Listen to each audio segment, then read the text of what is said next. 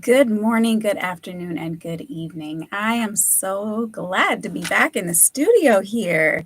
It's been a minute, actually, since I've been here because things have gone quite interesting.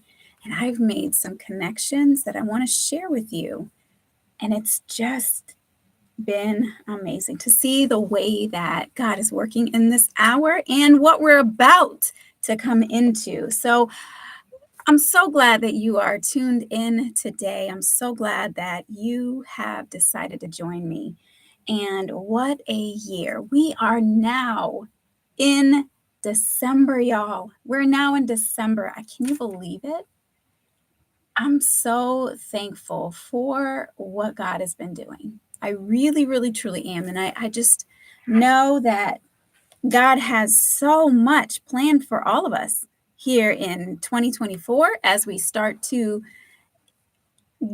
really embrace the last month of this year, the final month of this calendar year.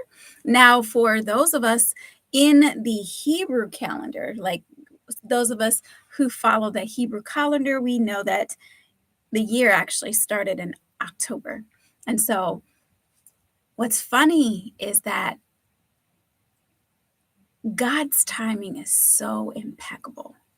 I was literally looking at some of my branding, and there's God is doing a new thing, and I'm really, really excited to share that with you, and I'll be sharing that with you shortly here, but or at least some of it.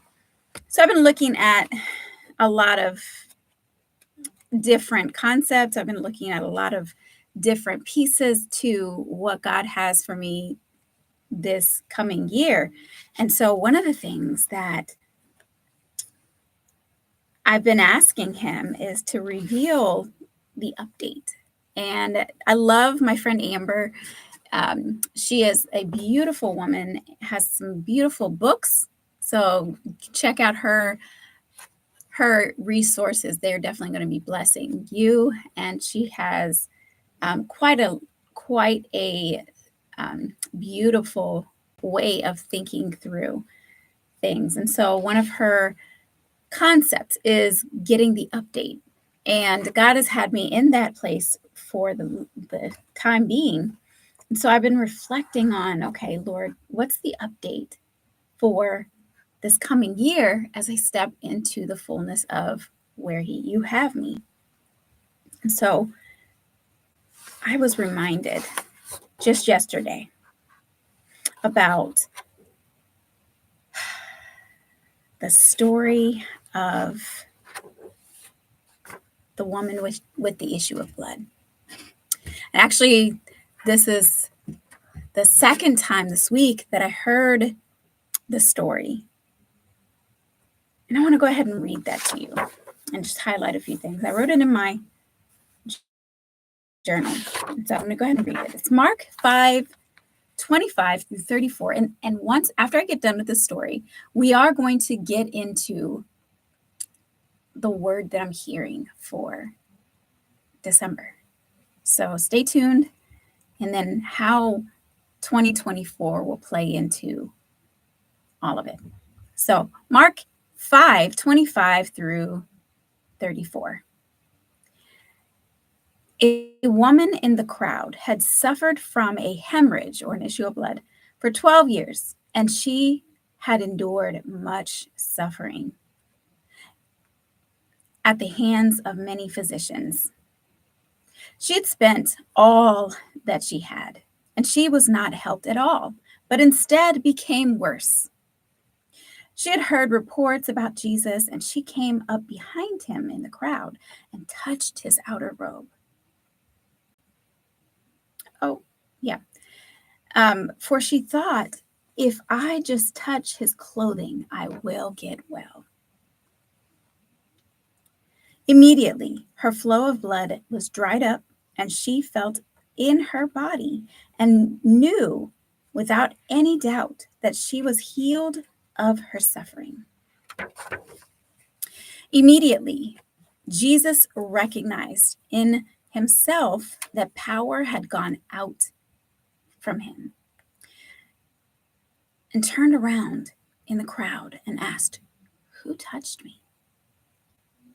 His disciples said to him, "You see the crowd pressing in and around you from all sides, and you ask, 'Who touched you?'" It's almost like I can hear him laughing, like, "Are you serious, Jesus? Like, really?" Still, he kept looking around to see the woman who had done it. And the woman, though she was afraid and trembling, aware of what had just happened to her, came and fell down before him and told him the whole truth. Then he said to her, "Daughter, your faith, your personal trust and confidence in me has restored you to health. Go in peace and be permanently healed from your suffering."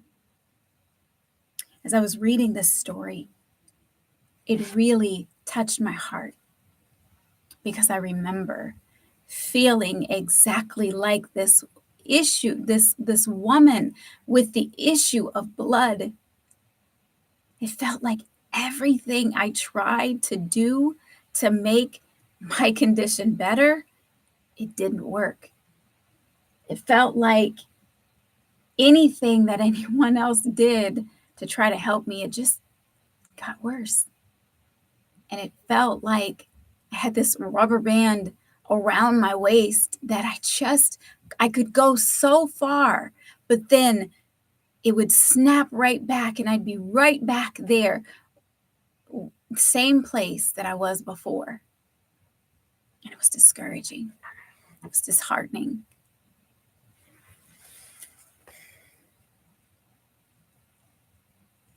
And what stood out to me is that even though there was a whole crowd pressing on Jesus, he not only felt the virtue go out of him, but he also kept looking around to see the woman who had done it. He cared enough to listen to her story, even though he was on an errand. He was on his way to Jairus' house to go to deal with a daughter who was ill. And he made the time to stop and minister to this woman who has not been touched by anyone for over 12 years, who'd been an outcast in society for over 12 years. Can you imagine?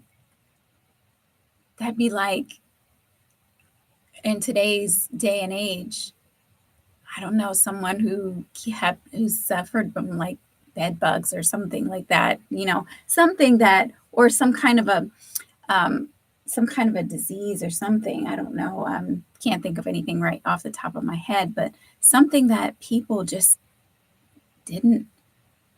She probably didn't smell very good. She probably didn't look really good. She'd been bleeding for 12 years, so she probably was very pale and very frail. And Jesus loved that woman enough to say, "Hey, I see you. I see you."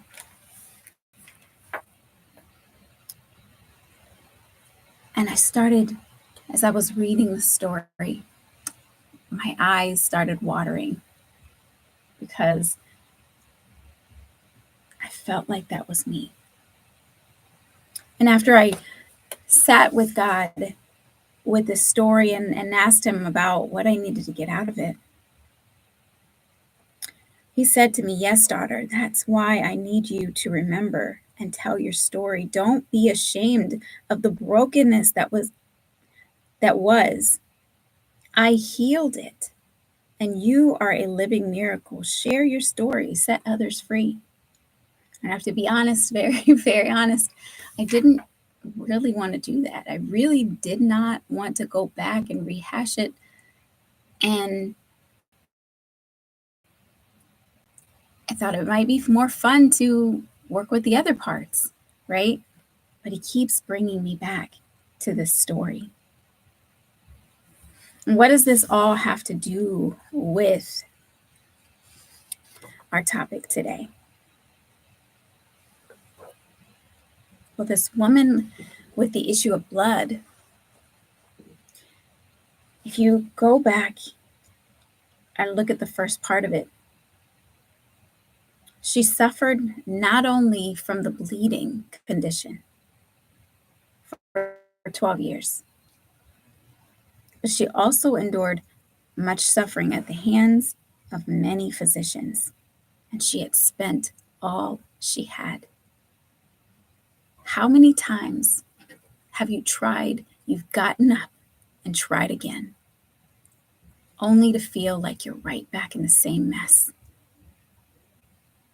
How many times have you gotten discouraged because it seems to be working for everybody else, but why isn't it working for me?